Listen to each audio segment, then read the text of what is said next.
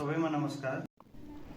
आज हामी कार्बन के हो, रुख बिरुवासँग यसको के सम्बन्ध छ र यसबाट किसानलाई पैसा कसरी आउन सक्दछ भन्ने कुरा सरल भाषामा बुझ्नेछौँ। कार्बन भनेको हावामा हुने एउटा ग्यास हो।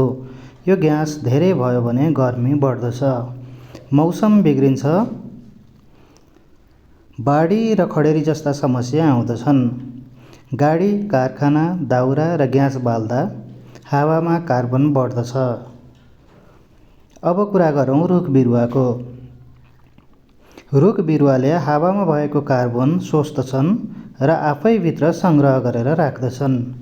यसैले धेरै रुख भएको ठाउँमा कार्बन कम हुन्छ र कम रुख भएको ठाउँमा समस्या बढी हुन्छ।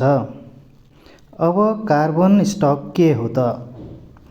रुख, माटो, घाँस र बोट बिरुवाले जति कार्बन थामेर राखेका छन् त्यसलाई कार्बन स्टक भनिन्छ। ठुलो रुख भएका खेत, वन र बगैँचामा कार्बन स्टक धेरै हुन्छ। तपाईको खेतमा जति धेरै रुख छन् उति नै धेरै कार्बन स्टक हुन्छ। अब मुख्य कुरा कार्बन व्यापार। केही देश र मानिसहरूले कारखाना र गाडीबाट धेरै कार्बन फाल्दछन्। नियमअनुसार उनीहरूले फालेको कार्बन कुनै ठाउँमा घटाउनै पर्छ। त्यसैले उनीहरूले जहाँ रुख रोपिएको छ, जहाँ वन जोगाइएको छ, जहाँ कार्बन स्टक बढाइएको छ, त्यस्ता किसान र समुदायलाई पैसा तिर्दछन्। यसैलाई कार्बन व्यापार भनिन्छ। अब यदि तपाईले खेतमा रुख रोप्नुभयो, रुख काट्नु भएन, बगैँचामा कृषि वन गर्नुभयो र माटो जोगाउनु भयो भने तपाईले कार्बन घटाउन मद्दत गर्नुभयो। यसको बदलामा भविष्यमा कार्बनबाट आम्दानी हुन सक्दछ।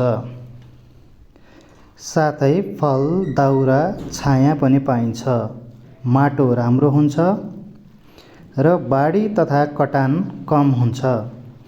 अब एउटा सरल उदाहरण। मानौँ तपाईको खेतमा बगैँचा वा रुख बिरुवाहरू छन्। तिनीहरूले हावाबाट कार्बन सोचे, त्यो कार्बनको हिसाब राखियो। कुनै कम्पनीले भन्छ, हामीले फालेको कार्बन घटाउन तपाईको रुख प्रयोग गर्छौँ। त्यसको बदलामा किसानलाई पैसा दिइन्छ। अन्त्यमा भन्नुपर्दा कार्बन समस्या पनि हो, अवसर पनि हो। रुख रोप्नु भनेको वातावरण जोगाउनु मात्र होइन, भविष्यको आम्दानी बढाउनु पनि हो। आज रुख रोपौँ, भोलिको आम्दानी बढाउँ।